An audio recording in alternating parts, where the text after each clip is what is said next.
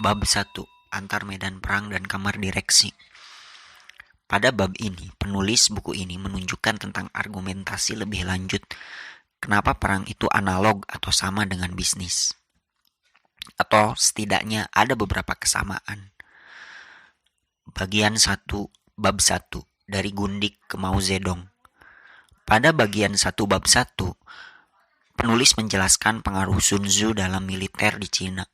Misalnya saja bisa dilihat dari kisah peperangan 3 kerajaan, atau lebih dikenal dengan Three Kingdom, di mana pemikiran-pemikiran Sun Tzu mempengaruhi jalannya perang antar kerajaan tersebut. Dipertegas juga nanti di lampiran A, di bagian akhir buku, bahwa pengaruh Sun Tzu dalam militer jarang dipertanyakan. Di bagian ini dijelaskan juga tentang kejeniusan dan kemampuan Sun Tzu dalam kisah terkenalnya melatih para gundik.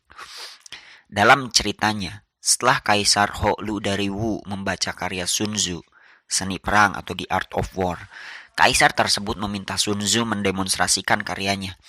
Apakah bisa karyanya digunakan untuk melatih wanita? Untuk itu, maka Sun Tzu meminta pada Kaisar untuk diberi wewenang penuh dan meminta disediakan 180 wanita dari istana kekaisaran, termasuk 2 gundik kesayangan Kaisar. Sun Tzu membagi 180 wanita tersebut menjadi 2 kelompok, dan masing-masing kelompok dipimpin atau dikomandani oleh gundik kesayangan Kaisar. Kemudian Sun Tzu memberikan arahan rinci tentang cara berjalan ketika genderang ditabuh. Genderang tersebut kemudian ditabuh, tapi para wanita itu justru tertawa lebar dan merasa lucu dan tidak melaksanakan perintah Sun Tzu. Kemudian Sun Tzu melanjutkan dengan menjelaskan bila perintah pertama telah diinstruksikan, tapi bawahan tidak melaksanakannya dengan benar, itu tentu adalah kesalahan panglima atau dirinya sendiri yang tidak bisa meneruskan perintahnya atau tidak mampu menjelaskan perintahnya dengan benar. Setelah itu, Sun Tzu mengulang kembali instruksinya tentang cara bergerak ketika mendengar tanda genderang. Setelah itu, akhirnya Sun Tzu memerintahkan penabuh untuk membunyikan tanda genderang bergerak. Tapi para wanita itu malah masih tersenyum-senyum malu. Sun Tzu kemudian menjelaskan, bila perintah kedua sudah dijelaskan dan bawahan masih saja tidak melaksanakannya dengan benar, maka tanggung jawab tidak lagi pada panglima, tetapi ada di komandan lapangan, yakni 2 gundik kesayangan Kaisar.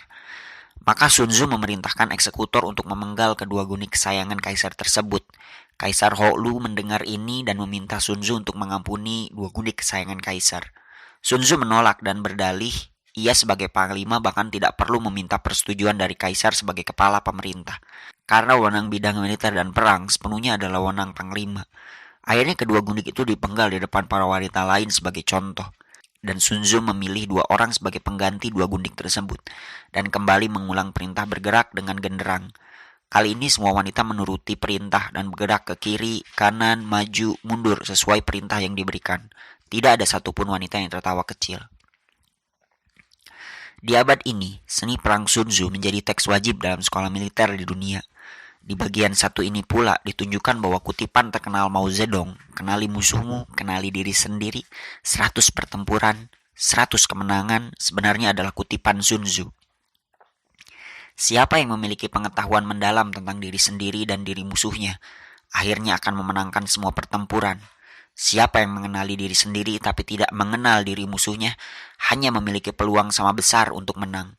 Tetapi siapa yang tidak mengenal diri sendiri maupun diri musuhnya akan kalah di semua medan pertempuran. Kenali musuh Anda dan diri Anda, dan kemenangan Anda tidak tergoyahkan. Dengan mengenal medan dan cuaca, maka kemenangan Anda akan lengkap. Bagian 2 bab 1. Pemikiran militer Jepang dan Sun Tzu. Pada bagian ini ditunjukkan bahwa pemikiran Sun Tzu sudah mempengaruhi Jepang dalam bidang militer. Misalnya kutipan Takeda Shingen. Secepat angin, seanggun rimba, menerjang bagai api, gogoh bagaikan gunung. Itu diambil dari kutipan Sun Tzu. Dalam bergerak hendaknya secepat angin. Dalam gerakan lambat hendaknya seanggun rimba belantara. Dalam menggerebek dan menjarah mengganaslah seperti api. Dalam bertahan, bertahanlah sekokoh gunung. Dalam penyamaran, hendaknya Anda tak tertembus seperti gelapnya malam. Dan bila menyerang, Anda harus melanda seperti guntur. Ada juga argumentasi bahwa Book of Five Rings atau Go Rin no Shu, karya Ronin terkenal Miyamoto Musashi, sejajar dengan Sun Tzu. Dilihat dari konsep 5 lingkaran, tanah, air, api, angin, dan kehampaan. Dalam Perang Dunia II, Jepang yang awalnya berjanji tidak akan menyerang Pearl Harbor, berbohong dan tidak malu-malu mengingkari janji itu. Tindakan itu menurut penulis adalah bentuk penggunaan prinsip mengelabui ala Sun Tzu. Begitu juga ketika Inggris sedang mempertahankan Singapura. Inggris menganggap bahwa jalan lebih efektif menyerang Singapura adalah lewat laut, sehingga mereka fokus mempertahankan diri di laut. Tetapi kenyataan justru Jepang menyerang lewat darat, dan ini adalah bentuk mengikuti prinsip kejutan ala Sun Tzu menurut penulis.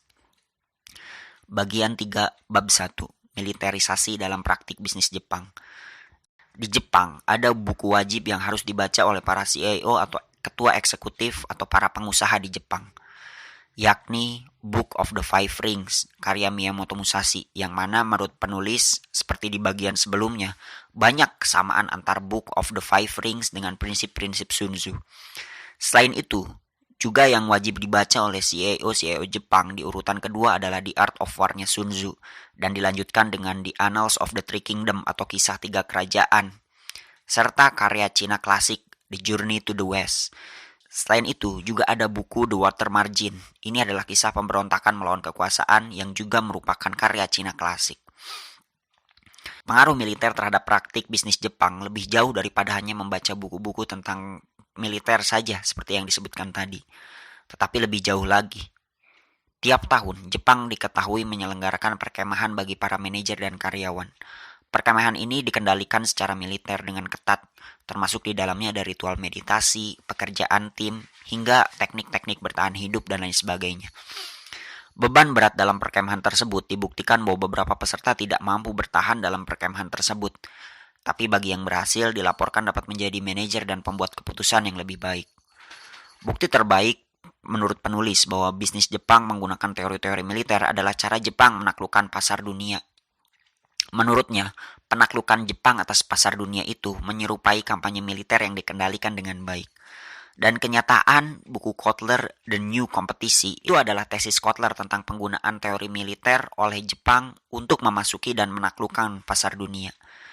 Dan menurut Kotler dalam bukunya sangat mirip dengan strategi-strategi The Art of War-nya Sun Tzu. Menurut penulis buku, banyak kemungkinan bahwa The Art of War Sun Tzu menjadi ilham di balik kemenangan Jepang dalam Perang Ekonomi Dunia melawan Amerika Serikat. Selain itu juga, Jepang menurut penulis pandai dalam menyerap dan menyempurnakan karya orang. Selain Sun Tzu yang akhirnya mereka bisa gunakan dalam bisnis, mereka juga misalnya menyerap konsep-konsep manajemen, misalnya total quality management atau manajemen pengendalian mutu.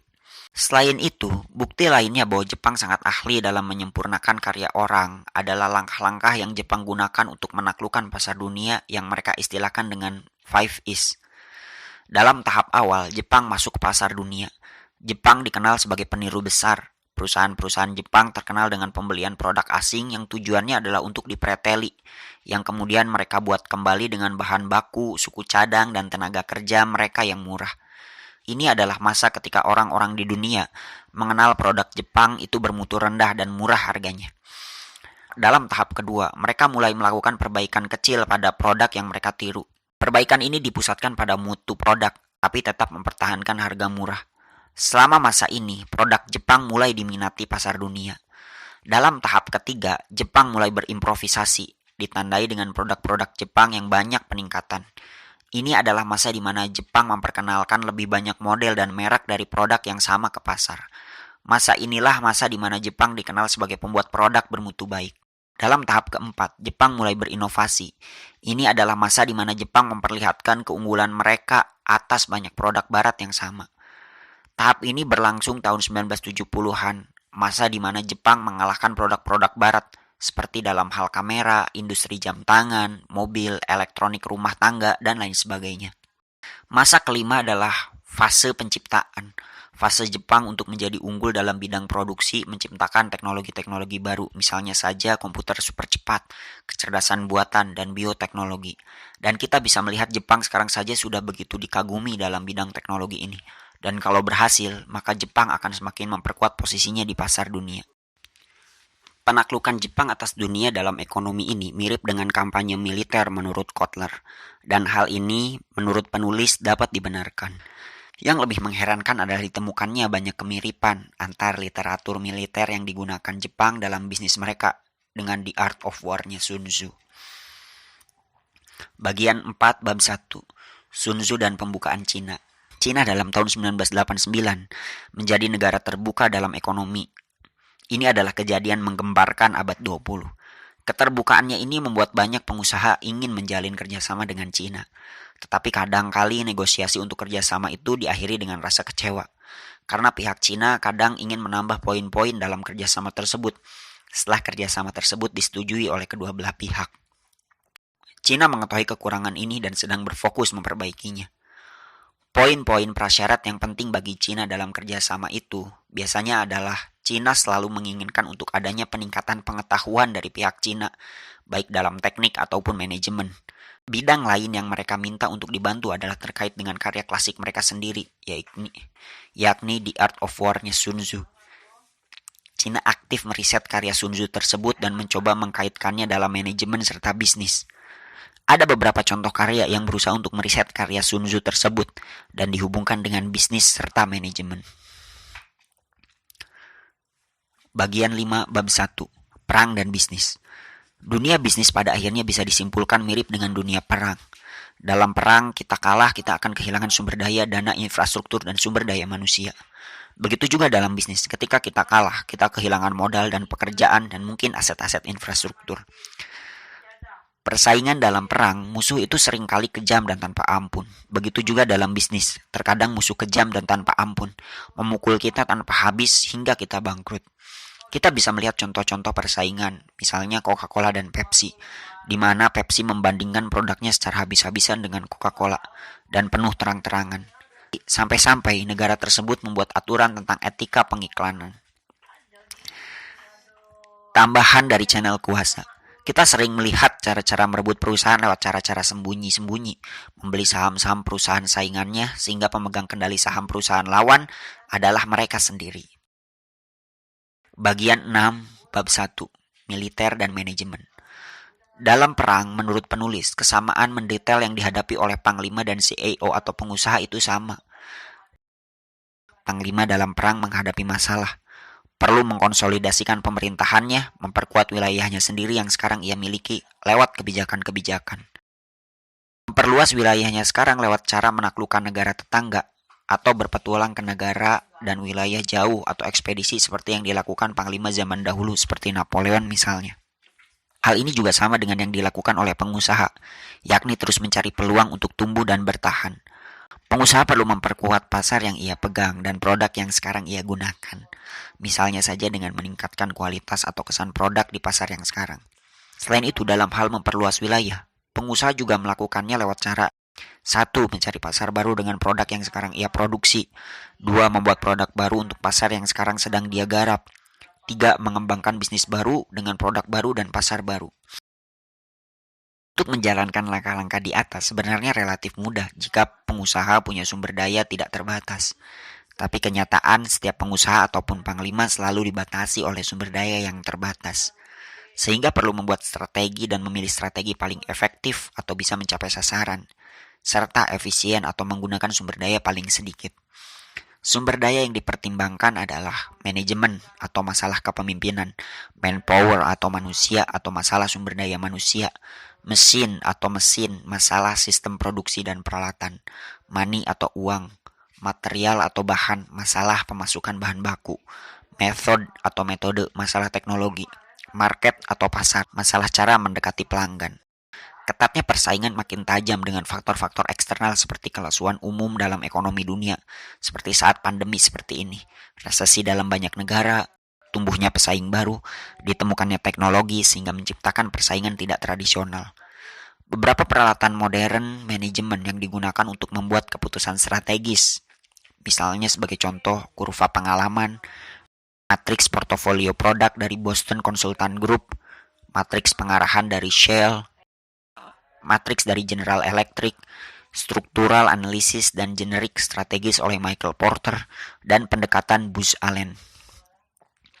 Bagian 7 bab 1, garis besar model manajemen strategis The Art of War Sun Tzu. Setelah penjelasan di bagian-bagian tersebut menunjukkan bahwa perang dan manajemen itu terdapat kesamaan, maka selanjutnya adalah menjawab pertanyaan. Bagaimana lalu langkah-langkah prosedur manajemen strategis yang diambil dari The Art of War Sun Tzu? Berikut urutan langkah manajemen strategis The Art of War Sun Tzu untuk pengusaha. 1. Menilai situasi. Pada langkah pertama ini, pengusaha atau panglima menganalisis situasi internal pasukan dan keadaan musuh, serta lingkungan untuk menjawab pertanyaan, apakah mereka bisa masuk dalam perang, atau apakah bisa mereka terjun dan membuat perang dengan musuh. Ini adalah suatu penilaian panglima tentang apakah ia akan ikut atau tidak dalam berperang. Hal ini sama juga dengan pengusaha, apakah ia akan masuk dalam pangsa pasar tertentu atau tidak. Kedua, sasaran dan strategi. Pada tahap ini, panglima menentukan sasaran dan memilih strategi yang sesuai dengan sasarannya. Ketiga, pengkajian strategi. Pada tahap ini, panglima atau pengusaha perlu untuk menilai strategi yang dia pilih itu apakah efektif, apakah bisa mencapai sasaran. Bila setelah dikaji strategi itu layak dan efektif, maka langkah berikutnya adalah pelaksanaan.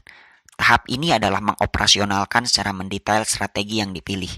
Operasional juga perlu efektif, sehingga benar-benar mencerminkan strateginya. Tahap terakhir adalah pengendalian.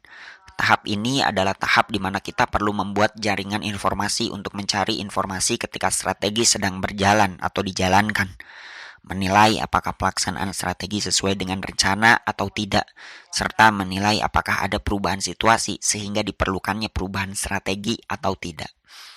Perlu diperhatikan, penulis dalam membuat rancangan manajemen strategis The Art of War Sun Tzu itu hanya berdasarkan tulisan Sun Tzu, sehingga semua faktor yang dimunculkan adalah faktor yang ada dalam tulisan Sun Tzu. Untuk melihat faktor lainnya yang tidak dipertimbangkan Sun Tzu, nanti akan dibahas di bagian lampiran B, di akhir bab buku ini. Selain itu, penulis tidak memasukkan unsur nilai-nilai Sun Tzu, seperti standar strategi yang baik dan buruk menurut Sun Tzu. Di sini penulis hanya mengambil kerangka prosedur saja dari The Art of War Sun Tzu.